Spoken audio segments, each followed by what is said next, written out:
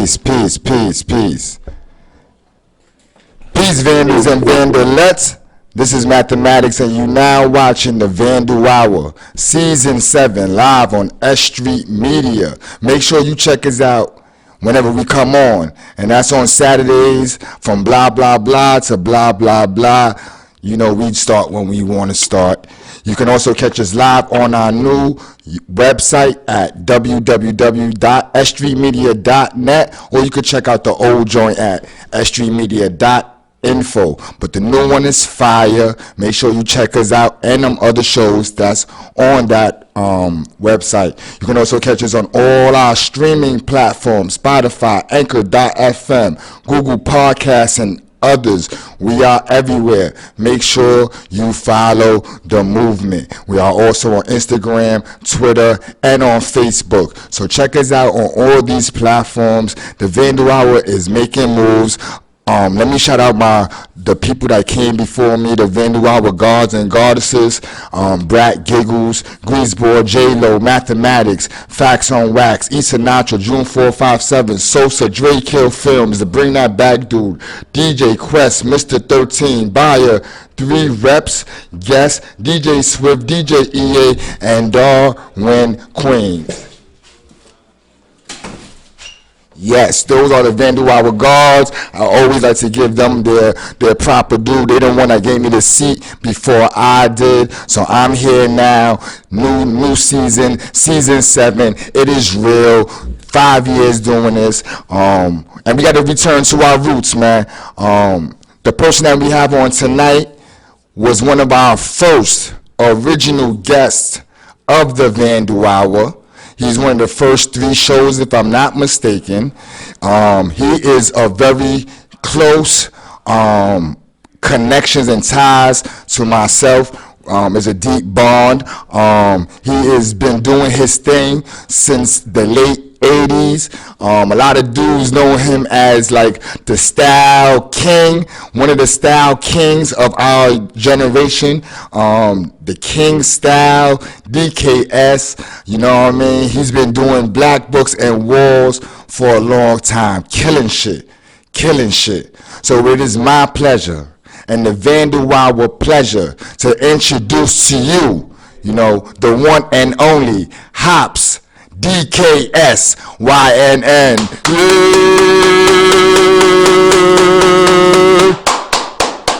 Peace, God, how you doing? Peace, God. I'm cool. And thank you for that dope introduction. You know, I appreciate that, man. Humbling, definitely. Yo, you have been intricately tied to the Vandal Hour. You have created our early maps. The first 3 maps, I believe, was created by yourself. You have helped us bring artists on the show, and you have supported us in our art shows and everything we've been doing. So we appreciate you for giving your time and love to what we're doing. So we got to give some time to you. How you doing, God? I'm cool, man. You know, I'm making it happen in this situation right now. It's just the April of coronavirus and social, you know, control. But, you know, we're making it work, man. The family's blessed, and everybody's, you know, minding their P's and Q's and doing what they got to do to stay safe and keep it moving, keep the mind moving, keep the body moving. So that's what we're doing, you know. Yo, what's crazy is you recently did a piece I seen on your Instagram page to lighten up the mood of the neighborhood.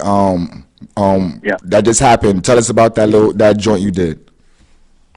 Yeah, most definitely. I mean, that's what we've been doing as a culture in general, graffiti. Our graffiti is to get up, get our names on the wall, have our peers recognize us and share what we do as one. But really important, if you're out there at a level where you're able to do pieces, productions, murals, or what they now call street art, is you have a voice. And that voice is to put your art up, and you either enlighten the area that you're doing, or you may have a different type of social commentary. It may be dark, it may be light.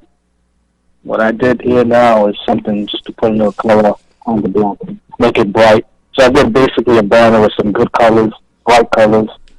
And then a message basically saying that NYC is still strong, and we're going to get through this together. Be positive. There's an enemy upon us, which is this situation, and we're going to get through. We've gone through many other things, and we're going to continue getting through it. Yo, it's funny that you know in all the pieces that, most of the pieces that you do, you really like to infuse a message into the piece. It's just not letters thrown on the wall, but it's usually you know, some commentary going on, telling the story besides the lettering. What makes you do that? You know, definitely. Again, with the message, you know, graffiti is the spoken word of the visual art form that we, as a culture, you know, celebrate and participate in. And if you're a graffiti writer or any type of artist, you should be putting messages in your artwork. I never believe it should just be something that you just put on a wall and that's it, you keep it moving. Growing up in the 80s, the early 80s, everything was story. Everything I watched from TV, read comic books, watched wrestling, just movies like Star Wars and shit like that was all a deeper story. It had a message. And those things that inspired me back in the days, in the 80s, the early 80s growing up, I still infuse that in anything I do. All the artwork, every type of piece I do, whether it's graffiti letters or a jean jacket for somebody that I'm actually working on now, to illustration work on paper or canvas. Everything should have a story. Everything, it don't have to be super conceptual, but it should relay some type of message. And it's usually a portrait of yourself, a self-portrait of your people, yourself, your culture, your family, your neighborhood in this case, you know. So I've always hold, you know, real strong to storytelling. You know, that's what gets us throughout the day and through history. Good storytellers that have something to say, not just some kind of fluff, you know, that doesn't hold any weight or relay any kind of message to anybody. So to this day, and I'm going to continue, whatever I could put on the wall, it's going to have some kind of story related to it. Yo, one of the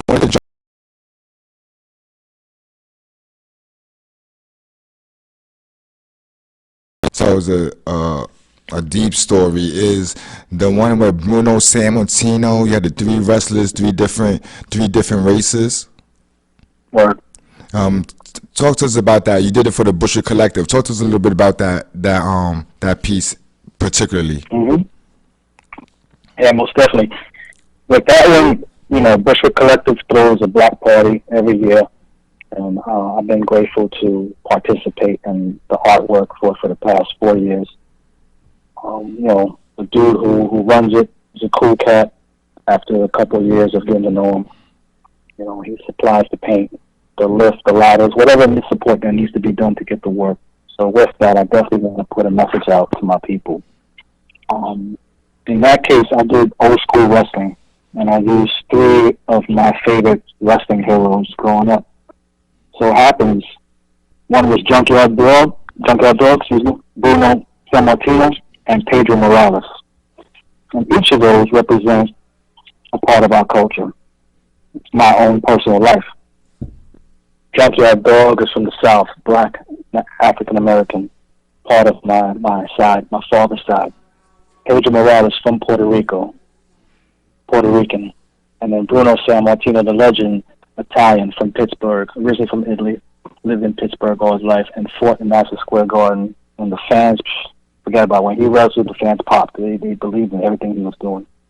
And Bruno, of course, of Italian background, which is also another part of my culture, my new culture with my nieces and my sister-in-law. It also represents those three cultures is truly what Brooklyn is about. Other cultures are part of Brooklyn as well. So we look at the movies and the stereotypes and the architect of what Brooklyn is about. It's The Warriors, like the Warriors. It's always been black, Puerto Rican, Italian. That's a fact. From the icons to the language to the swag. So that was another way. I had to put that up on the wall to show that this is what Brooklyn was about. Brooklyn has always been about those three cultures, and it still is. It may be fading due to gentrification, but this is a way to say we still in the fucking building. Those three cultures and that type of old, nice look. And when I painted those three portraits of those wrestlers, they were painted in brown and white to make it look like old rust. Kind of like that old sepia. The color is sepia. And that's like them old time, Western looks. And then the graffiti on the bottom was full blown, burner colors, everything like that. And like again, it was just a way to show.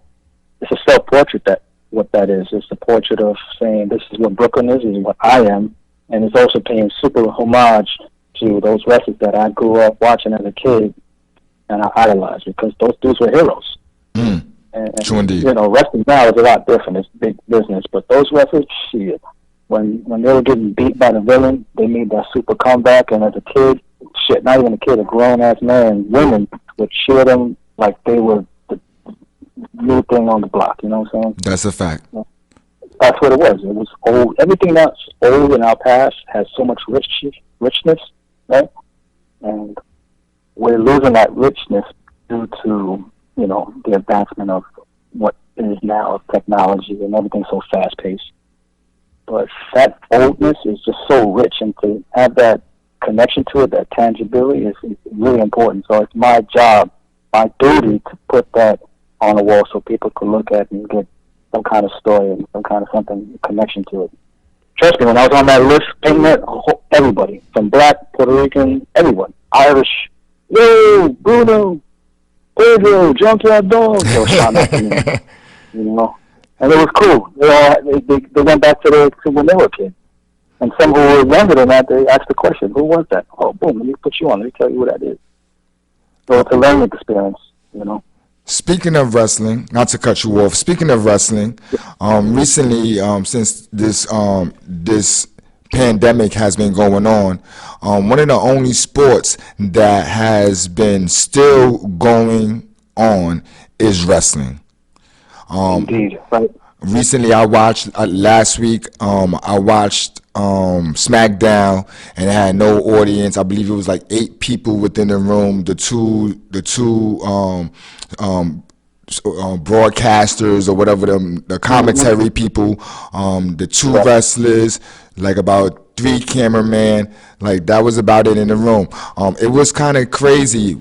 I never watched, in my 43 years, I never watched wrestling that way. It seemed like they was practicing almost. You watch wrestling also. How you felt about what's going on with this wrestling still continuing to go on? I give him credit because the show must go on. As that the owner of that, Vince McMahon, he's been doing that shit since I was a kid. And truly, the show must go on. I mean, I read some things, and he was like, adamant of that. I have to put this show out while all this is going down with this situation, this crisis. He wants people to have that moment of escapism and fandom, so that way they can watch something and get their mind off the current situation. Which I give him credit for that. And I can imagine how much, drama and loopholes he had to go through. And without a crowd, the stars still shine. They gave him the opportunity. That was a fact. Perform. Yeah, most definitely, because the crowd, out of all sports, out of all these sports, baseball, football, basketball, you really don't need a crowd because you're out there performing or athletically competing to win. For wrestling, it's a dance, and you need that crowd to give you that energy. They can get blown up at a certain point, like when they get winded after running, clothesline, and do all this type of shit. But with that crowd, like Hulk Hogan, that was the dude back in the days. Facts. When he used to get beat, he had that Hulkamania shit coming up, that hulking up. And when that crowd cheered him, I knew he revved up. He got that extra energy to finish the match. And without that crowd participation, and that's what wrestling is all about, whether you see it in Japan, which is the dope shit I watch. I never watched the Japanese wrestling. It's good? Yeah, most definitely. I gotta put you on one. That's sport. Here it's entertainment. It's characters. In Japan, they should take that shit serious. That is true sport. It's like none other. Then Mexico has lucha libre, where it's completely a lot of high flying, still sport, a lot sport, and a lot of character. But they combine all these elements to help tell their story.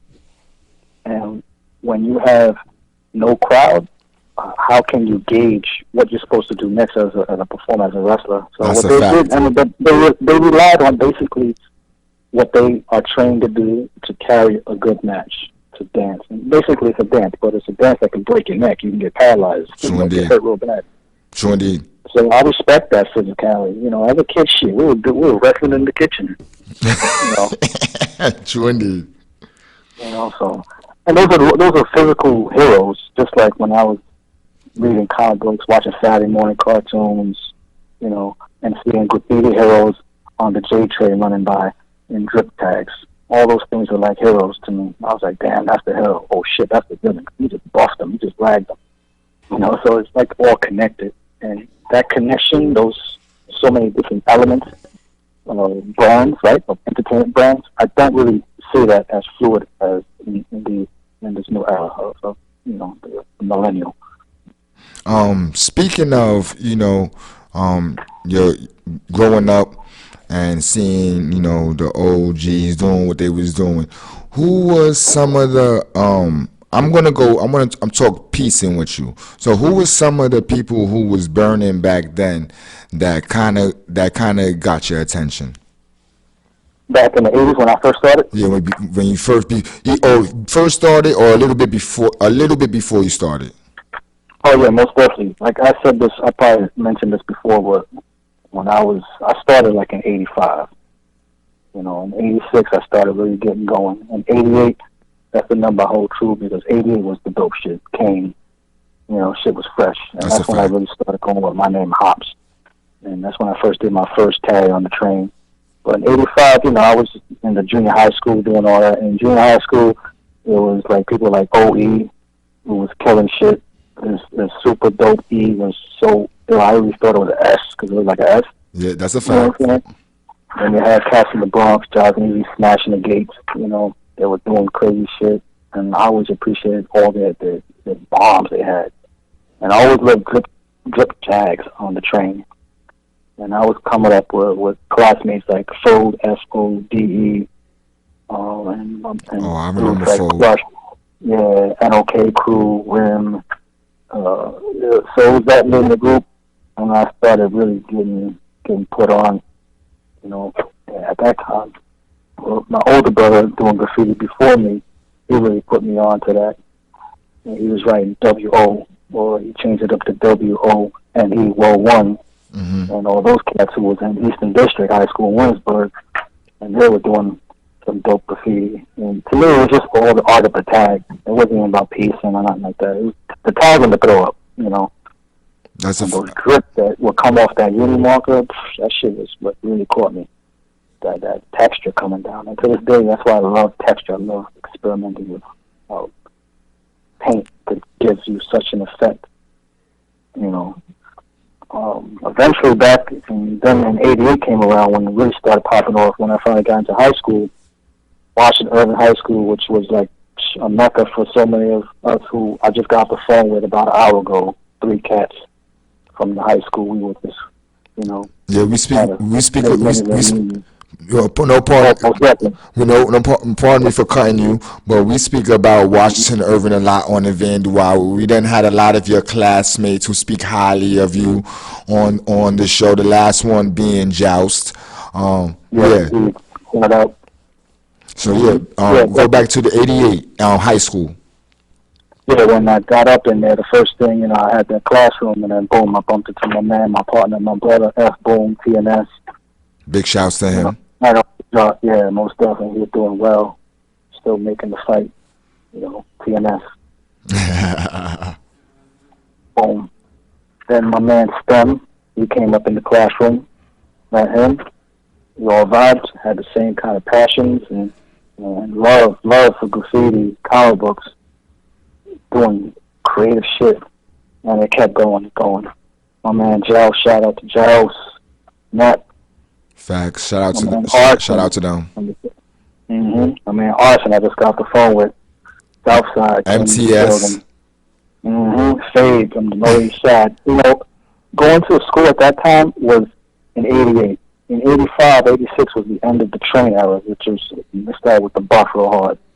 So Of course, the training era was like you could tag your shit here on Marcy, and that shit could end up, you know, across the whole city. You know, once that died, the high school to me was the new form of the train era and the black book. Because now we're in high school, and I got my black book, and guess what? My man here from fucking Staten Island, Echo, shout out to Echo. Ooh, Well, facts. Shout out to them. he was in the Bronx at the time. He was in the Bronx at the time, but he came back and forth to Staten Island. He got both. He would get up in the black book. And then my man from Harlem would get up in the Doms, shout out to Doms. Facts. So, Shout to the guard. even then Glass would get in there, yeah. Then Flatbush would get in there, STEM, Bushwick, Brownsville, Bed-Stuy, and there was a new way of that black book would now travel within the high school, and it would go to their hoods, and it was a new way of getting up. So the culture survived when, in that time in '88, it was kind of like being fresh again. That's where I always stay fresh with dope came. You wasn't trying to get your clothes dirty when you was wearing the fresh gear. So that's why graffiti pretty much died out. No one was trying to get dirt paint on themselves. Look at that. So graffiti pretty much died out to a certain degree. But then it made a huge comeback in high school. It made a huge comeback in our high school. And in the 90s, when the 90s came along, it kept going strong. And right there was the school of art and keeping the culture alive, definitely. So a lot of respect and if I forgot anybody, it was going to come back up. But that's something we were talking about. We may have to have Vandal out, powwow, round table with all the cats that who went to that school. Yeah, I definitely want to put that together, man. That'd be a dope idea, man. A Washington Irving Vandal reunion on the Vandal Hour. That sounds crazy. That sounds crazy. A lot of people know you for the Rabbit. I want to speak to you about the Rabbit. I've been seeing the Rabbit, majority of my life. So I want the people who may or may not know about the Rabbit to know a little bit more about the Rabbit. You know what I mean? The Rabbit has. I see rabbits everywhere. Shit, I see rabbits everywhere. So many clothing lines and other, whether they're graffiti writers or street artists, they rocking rabbits everywhere. That's a fact, man. That's a fact. You know what I'm saying? Like, yeah, dude. But it's all good. It's cool, man. Mine was one of the originals. It was obvious. It was hot. And I was hopping the train. That was like an art form. I never had to pay for no damn train. So what does better than hopping the train is a rabbit with some good strong legs hopping that damn turnstile. That was one part of it. True indeed. Word. And then once I knew that beer was made from a plant called hops, I was like, oh shit, even better. Because as a youngin', I was drinking beer. Word up. My pops, rest in peace, he was like, hey, drink some of this new beer. You drinking with me right here. Don't drink that shit out in the street. That's a fact. I got the same one from my pops. He gave me the same conversation. Indeed. So, I love drinking beer at the time and to this day. And it just all kind of made, and I made sure the Rabbit developed over the years with different looks, different ways of drawing it. As you grow, you evolve, But to this day, I'm still rocking the mood. What's some of the outfits that the Rabbit has worn in his lifetime? What's some of the characters that the Rabbit has been infused with? Yeah, I make sure whatever I kept up with the time. So if there was, two-tone pants, he was rocking the two-tone pants in '88. True indeed. And then in 91, 92, he was rocking the army fatigue, with the all black, looking like Cypress Hill type shit, And then he kept developing. He was rocking Carhartt. And he was at one point I just went out the box and said, now he's a king. I thought at the time, when you're young, he's still developing. He started wearing a king crown all the time and a king robe. So that's some of my favorite. That's some of my favorite times. The king robe time, with the purple king robe time, was kind of like the king style time. That royalty color is purple, definitely purple and gold. But now even now I'm developed it to more of a brand where I'm doing some T-shirts and a couple things with it, and see how it goes from there. Talk to us about for the people who wanna cop some of that merch. Where can they get some of that merch? Yeah, it's coming up even soon. I did like a bulk. Uh, I did an embroidery for a little bit more slightly high fashion, and those were going up for a good price. A nice price. But some T-shirts, silk screen, and some vinyl printing is going to be coming out real soon for this late spring, early summer. Once people get their money back up, which it will happen, New York will fucking see through this. The world will. And they can get that on my Instagram for now. I'll be developing a website pretty soon. But for now, they can hit me on the website, DM, or the email. That's at Hopsard_1. And they can follow you on Instagram also. Where at? Yeah, that's my gram. I was saying most Oh, definitely. okay, I'm, yeah. I'm they can hit me on that Hopsard_1. I've seen some of the I've seen some of the pieces, man. The pieces is crazy, especially the one with just like the rabbit head. It looks fire, fire. What is wrong? Fire. Thank you. Yeah, I'm painting right now. I'm taking a little break. Let the wall dry. I'm gonna go back out. I'm doing like an Easter joint, some funky colors. Those colors that I'm rocking, that's something else we probably talk about soon. But the colors that I'm using is a different form of paint, so that's becoming real fun, bringing me back to my roots. I wanted to talk to you about that. I've seen you use many different mediums, many different outside the box utensils when it comes Mm-hmm. to painting whether it's on a book, whether it's on a wall, whether it's on a canvas. You use a lot of out the box things. Talk to us about like for the Most people definitely. who may be younger and may not understand, you know. Mm-hmm. Word, true.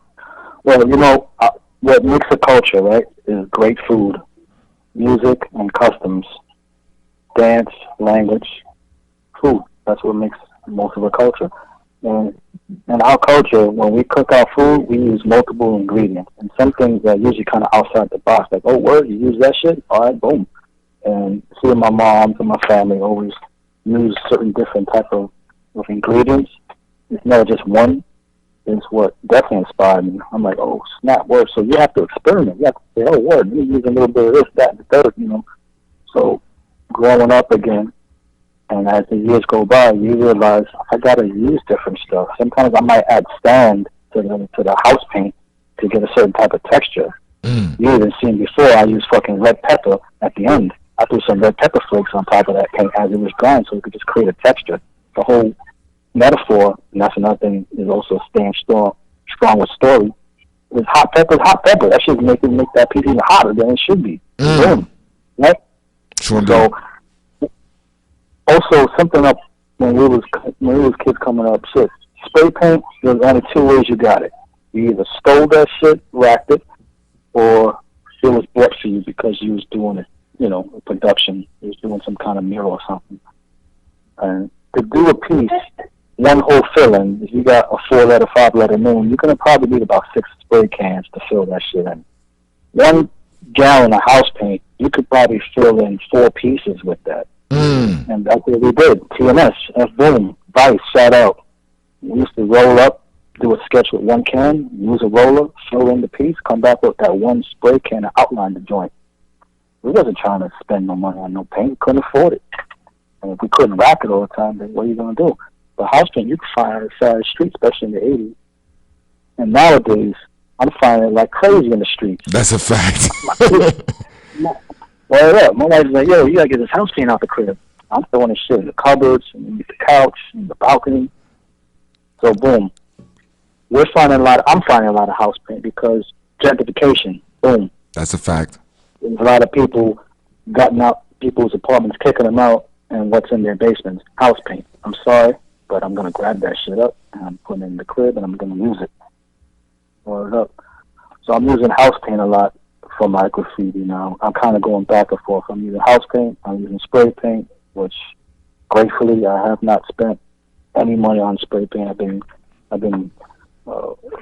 awarded some sponsorships here and there, some paint given out. So that's really good. That helps the cause as an artist to do what I want to do.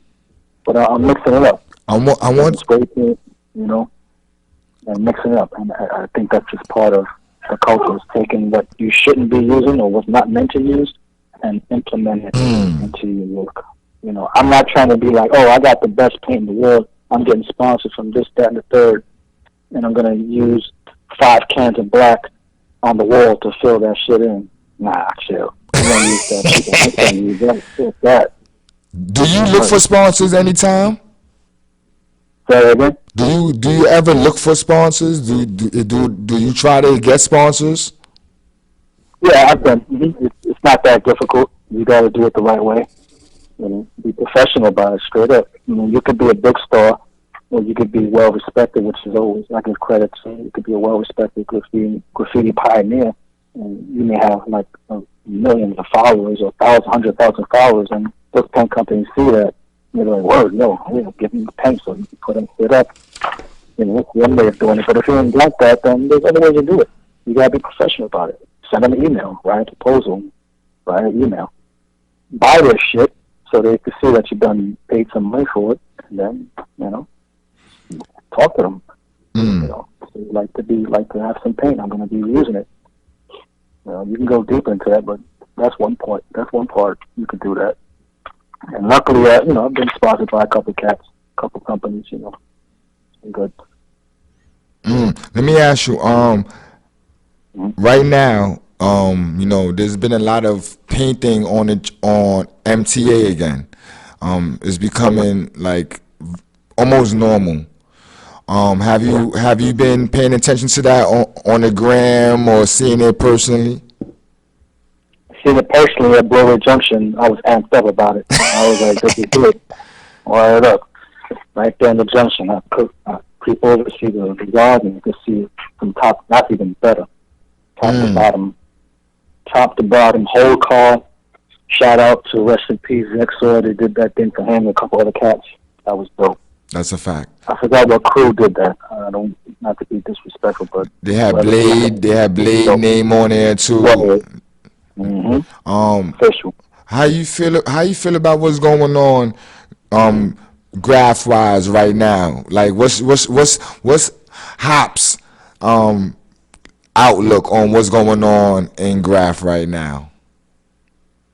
The bombers are keeping it alive. I give them a lot of respect. Keep doing it, man. Keep bombing, keep killing the walls. As far as and older cats in my category, my age category, I see them pushing the limits too, doing dope pieces. That's the dope shit about Instagram too. Is now it made the world smaller. So now you don't have to wait for a magazine or a zine to come out from Soho's Hat. You can see that shit right on your phone. Like, damn, this is cool shit. I'm looking at stuff. I'm like, yo, this is dope stuff. I'm seeing, how they outline is a little different. How they apply their highlights. It's the technology of the paint now. That low pressure, high pressure, how you apply it. And I ain't gonna be the one to be like, oh, that's new school. That's just corny. It has some good things. That shit, fuck that. That's what graph is about. I'm gonna take it. I like what they're doing, so I'm gonna take a little piece of that and implement it, and then twist it into my own type of, my own type of version. You can learn how to paint like Bob Ross all day, but once you put that paintbrush in your hand, it's up to you to learn how to apply that pressure and learn how to do that technique and make it your own. So what's going on with graffiti right now is dope. I mean, a lot of it is happening. A lot of females, a lot of people from overseas. Of course, it's always been going like that, but it's even more widespread. But to me, I give a lot of credit to the dudes who's bombing out there and keeping the spirit, the trueness of graffiti, because that's what graffiti is. It's bombing. It starts with bombing, throw-ups, dead letters, blockbusters, pieces, productions, and then, full-on murals.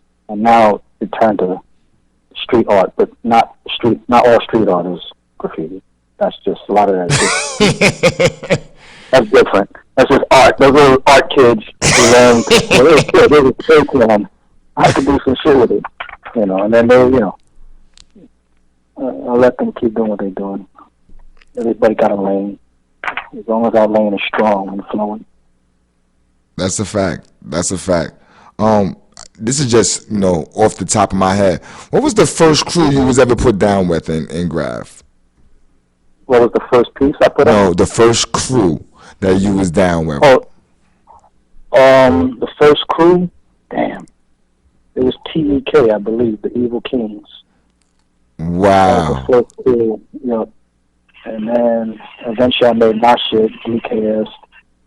The Kings of Style. What's some And of I the was other always in my, acronyms? What's some of the other acronyms? One of the simple ones. What's some of the other yeah, acronyms? Acronyms. yeah, the Kings of Style. The main one was doing crazy shit, everything with a K. At one point when we was blasting on the block, bullshit around, it was duck because we're shooting. And then when my man Stem, when he was doing his thing, it was the crazy Stem. That's a fact. It was so many different ones. You know, I'm a little blank right now, but those were the main ones. I can make up a whole bunch. Deciphering conscious sciences. All types of shit but it doesn't make sense. I just can't just put it up there. It depends on the piece too. Like, oh, word, that shit worked. Word. I'm want to say this, man. I've known, as I said, I've known you the majority of my life. Yeah. I've never, and this is, I'm going to talk about Graph though. I've never heard anything negative about you in Graph. That's cool. Do you make it a point to stay out of Graph politics? Yeah, most definitely. Back then, in the middle ground, and now, most definitely now I'm past 45. There's no need for any type of politics. Do your art, make your money. In this case, provide for your family. That's really important. I got that 9 to 5, but shit, I need that after 9 to 5 to survive still in New York and provide for a family. So the after 9 to 5 is the artwork, and I'm on that shit as much as I can. And luckily, that's to retire on almost. So, but as far as like politics, back in when I first started, of course, who's doing what kind of beef there is. Shit got to be handled. You got to do what you got to do. You got to either go for. I always go for Dolo. That's how my pops raised. Go That's a all out. fact. Go to the biggest dude. Whatever the problem is, go to him first, settle it, and then keep it moving. If the crew got to get involved, get the crew involved. And it's always good to have a crew of real loyal people. Like I was always three the hard way. There was always three of us rolling. From my crew. Then we got another crew. I got TNS. That's my man F Boom in the block. That's Trouton. That's Bushwick. And that wasn't really graffiti. That was just a block of tattoos, just making it happen, making money. So happens they did graffiti. Shout out to Vice, Nye, F Boom, Deck. There was a lot of cats, deep, and some of them are still around today. Shout out to Bars. Bars was a real big influence. Crown Heights. Yo, to keep it a buck with you, Bars follows S.STREET Media, Bars TBR. Yeah, the burner race. Yeah, he follows us, man, on S.STREET Media. No Yeah. exaggeration. Shout out to Bars TBR, who's one of the first dudes you introduced me to. Actually, to be honest with you, I used to love his style too. His style was. I used to go towards Flatbush and Crown Heights. He had a lot of pieces back then, like illegal pieces. And Yep, Wingate. in different places, man. Word is born, like Yeah, on pieces, like fuck a throw up pieces. yeah, straight pieces. There was too much shit happening everywhere else. Cops didn't really care, At that time, it was Crime City, so like Wingate, High School, Rutland, the Plaza, we was piecing in. You gotta watch the P's and Q's on that. Me and Stem had a story. We was horn dogs, and we tried to get up inside the projects. We saw some girl in the window flashing us, "Come up, I can have a good time." Oh, you We told go me up in this. there, and yep, and then we had to jet because there was a mob of heads trying to chase us down. But that's just one. That's a funny one. There's other times you just gotta watch, But You definitely got to be aware in those days. yeah, they were in Brownsville, Flatbush, Crown Heights, East New York. There was so many cut spots and semi Hall of Fame spots. You know, ours in Bushwick was 145 High School. We used to have some group shit back down there. And that's all condos and luxury housing right now. True indeed. Things change. True indeed. The Peace Factories was another spot people used to paint. That was the shit. Where Um, right now, speaking of the guard, STEM, how you feeling about the movement, his character movement he's doing with the black characters, the GI Joe, the GI Joe stuff, the Transformer stuff. How you as an artist, how you feeling about that? it's dope. Nah, fuck that. That shit's whack. Nah. Nah. I'm just kidding. That's official 100% what we grew up on, and I give them all the love and respect to keep doing it, make it happen. That's a dope concept. You know, it's dope what he's doing. You know, when we're coming up, we always gotta challenge each other. We look at each other black people when we next to each other, like, oh, word, that's all right now. I'm gonna burn you now. I'm gonna burn you. And it's healthy competition. That only makes you stronger. That makes you good. And then the trueness is when you go ahead and say, yo, that right there, that part, that don't look too good. You know, fix that. And, you know, we've always been doing that. So what he's been doing with that is official. Keep rolling, you know, make it happen. That's part of our story. Bringing back the old stuff and making it your own. And connect it to your culture. Because there ain't nobody going to put you up except for yourself. That's a fact. You document your culture. You got to put your culture, your background. You just can't be drawing, you know, stuff from another culture. You know, if comic books are all white men drawing them, then you take those characters that they drew and you put them in your culture. That way, now you own them. Yeah, I'm not gonna lie to you. One of the productions that you've done a million productions, but I love the Back to the Future one. The Back to the Future one, like, you know, you've did many themes, Thank you. but that theme right there and how you put that together was real, like, crazy, man. Thank you. I appreciate that, bro. Yeah, that was cool. That was fucking 5 years ago. It flew right by. Damn, that shit seemed like it was like yesterday. Yeah. Word. I had to, you know, I know, that feel like it was right, damn.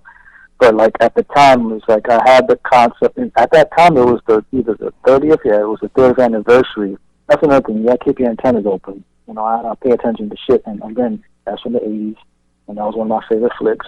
So you keep your antennas open, knowing that, oh shit, where the anniversary's coming up. All right, boom, let me go ahead and do something with that, you know.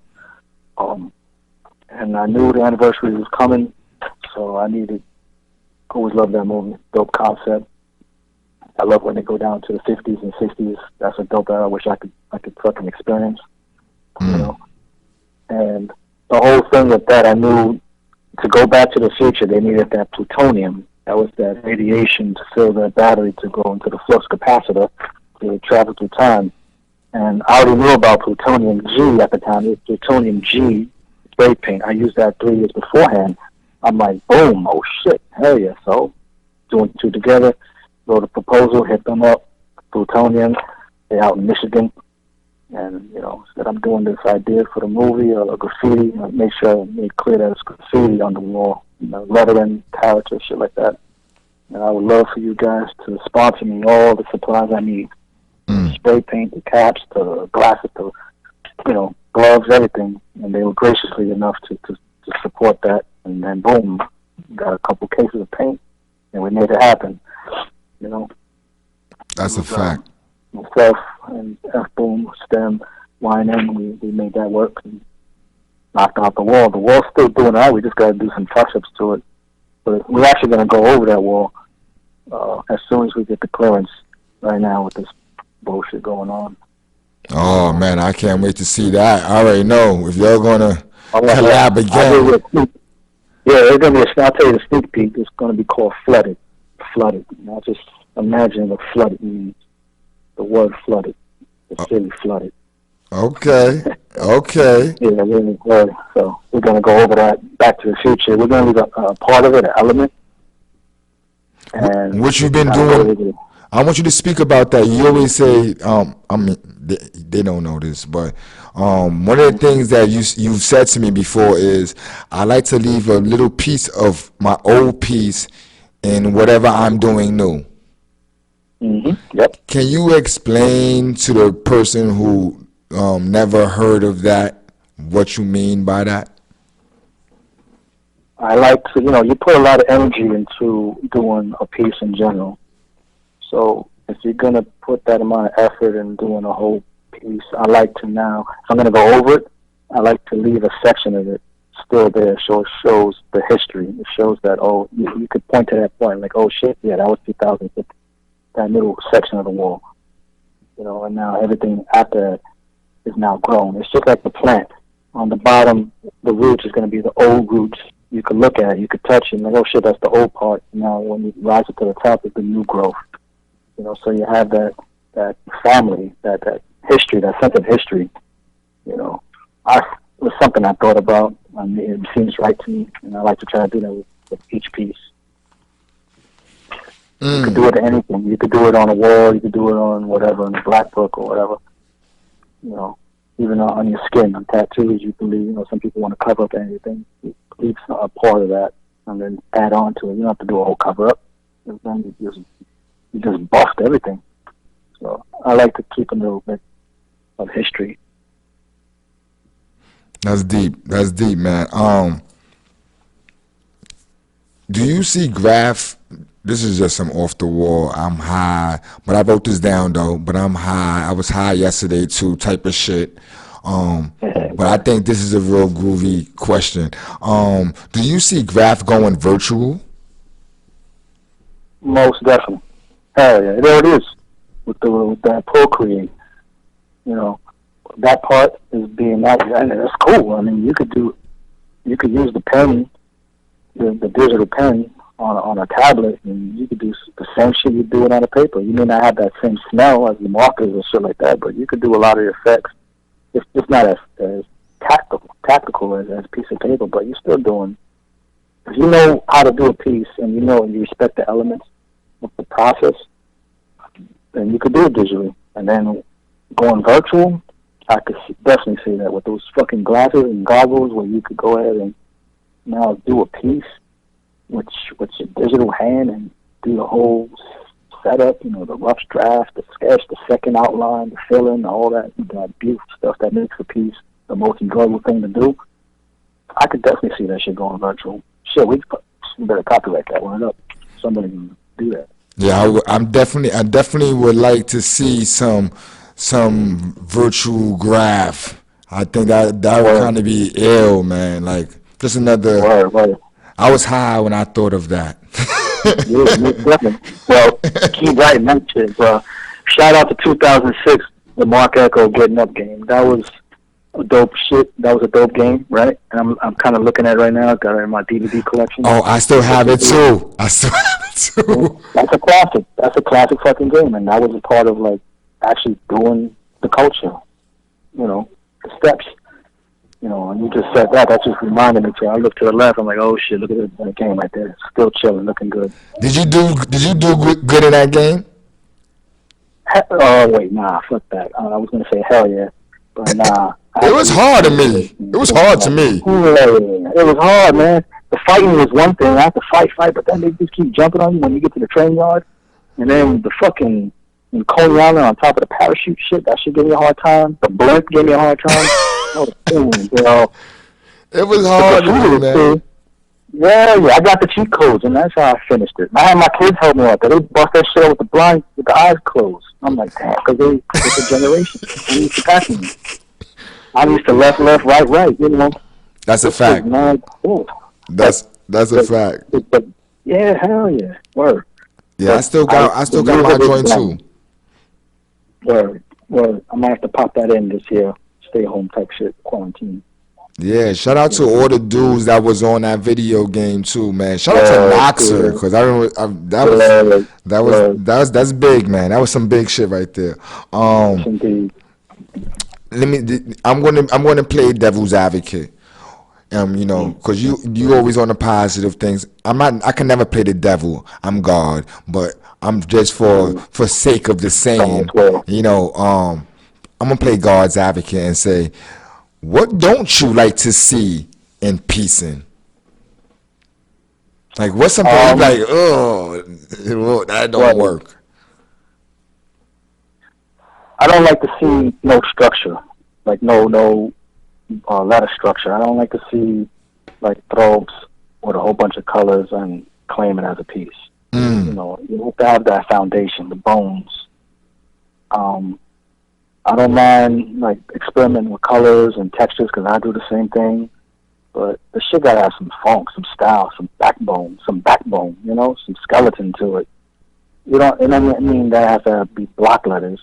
Even if you have that curvy that curvy throw up style that's organic, it should have some structure. It has some kickback. You know, to me, letters was like a fighting stance. You had your left up, your right ready to cut. You know, boom. It had that stance of a superhero.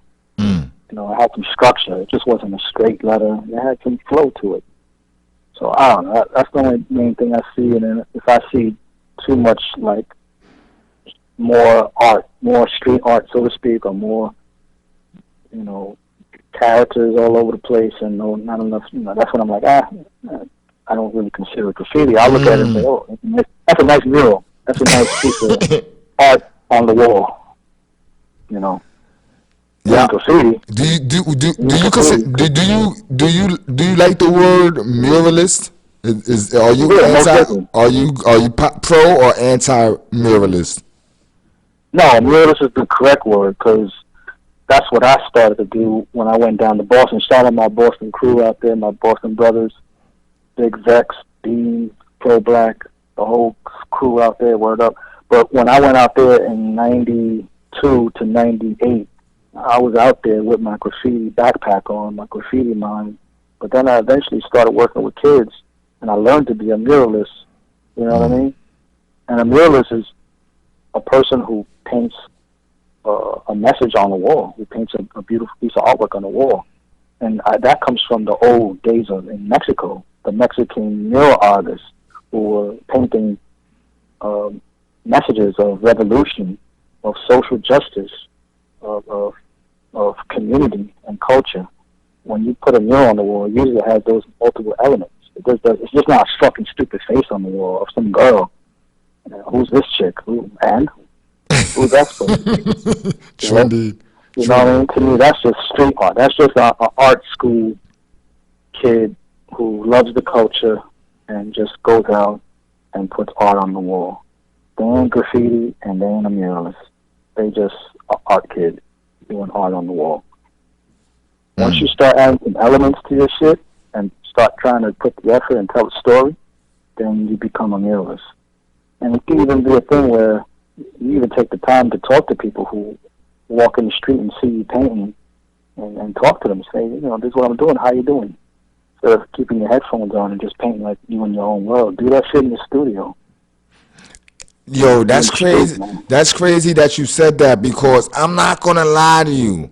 When I be going through like the hood neighborhood, um, I be seeing a lot of of those street artists, and they do be having like headphones on and trying to zone out everybody. Like they don't want you to talk to Mm-hmm. them or nothing like that. It's some of them I have got more positive Mm-hmm. connection with, but I'm gonna say the majority of them really be like they're there to do a job and they're gone. Don't And they're talk to gone. me. Word, exactly. And I've seen that too. Even as an artist, I'm like trying to creep up and be like, I'm one artist to another. They act like that you ain't existing. Nigga, you in my neighborhood, motherfucker. That is true, man. I We never don't take thought your about things. that. Back in the days, we take your shit. That's a fact. We take your shit and your sneakers. And the fucking things. That's a fact. But boom. Pay respect. When I went to another neighborhood, like I said, I paid respect. I took my time. I was in my neighborhood in Boston, or even in Bronx. When I traveled to the Bronx to do a piece, I take the time to talk to people. I don't matter who it is, the old lady, the old man, the guy who's not in the best of health, who's fuck up on his bad and on drugs or alcohol. You have to take the time and hold my ear and tell me about what he sees. Fuck them. I'm gonna take the time and listen to him. I'm gonna have to keep it cut it short at one point because I gotta get back off the internet. But I'm gonna take the time. You know what I mean? Because it's your privilege to be out in the street and do this artwork. You know, and it's for the people who's walking by. We as a people, as a community, it's in your neighborhood. I gotta walk past this artwork that you put up on the wall in my neighborhood every day. So, you know, I think you should make sure it speaks to me or my people or the community. Well, if it doesn't, at least you took the time and you was pleasant with me. And, you know, I could get to know, oh, that's a nice little artist or person who did some artwork in the neighborhood. And I won't send somebody over there to throw a bucket of paint. Like I've seen before. That we've all seen before, right? That's a fact. That's a fact. On over there by Myrtle Avenue, there's some paint thrown on the roof over like some shit, and that was like kind of the first time I seen that, like the people actually throwing paint on a piece. Like, yeah, that's crazy. I seen it on the ground level, but motherfuckers going out of their way to go to throw it on the roof. Like, it's crazy. Word. That's crazy. Word. That's crazy. Like, these are our rooftops. And rooftops, to me, always belong to graffiti. To this day, I don't think I will do a rooftop as a mural, unless it was a graffiti production that had letters, characters, etc. But let that rooftop be what it is. That's graffiti turf. Let throw-ups and pieces go up on the rooftops. I gotta There's a book. I don't know if you ever seen a book. There's a book that your joint came out on next to CE1 and Knock. I have the book. Okay. The Winsburg is a roof in Winsburg from like the 90s and shit like that. But before we end this, I want you to finish. I want you to finish this sentence for me. If I could do a piece with anyone, it would be with Mode 2. Ooh, that's a good one. A good one. Why Mode 2? Yeah. Oh man, he was an influence for me. He killed the characters and he killed his letter style. Backgrounds, everything. He was the epitome for back then, which still holds mad weight today, of graffiti illustration is what I appeal to. My shit is graffiti and illustration, that combination. You know, his shit was dope. And you know, another thing I liked about his shit, he never really cut back on his artwork. He rocked the outline and made it be. He wasn't all there for hours trying to make it super perfect, super clean. He let it be. Sometimes you let shit be. Let the mark have its power. That's a fact. Like whatever the moment we painted under, whatever that moment was, it is there. Bang, and let it go. Right. Yeah, you gotta have a little mess and a little neat. Because if you ultra neat, then you're robotic. You know, where's your soul? You know, all good things have a little messiness to it. Any last words? Any shout outs you want to give to the peoples before we end this joint?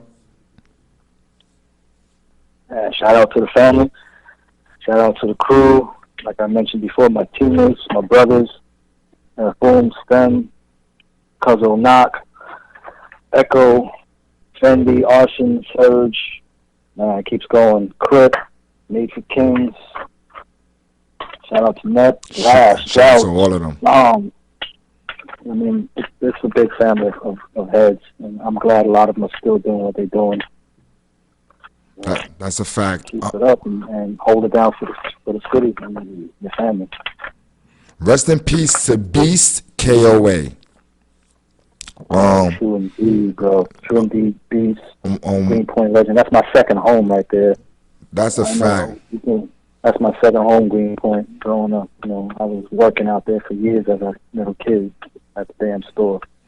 True that whole indeed. crew, Steve, Kona, Min, Exile, Gumby, and Beast, the oldest of the cats, would come through and we'll be rocking black books, sharing, passing black books and shit like that. Or rest in peace, King. That's a fact, man. And on some other shit, he used to come to the Vandal Hour events. No lie to you, he came to quite a few of All the time. Yep, events and supported, man.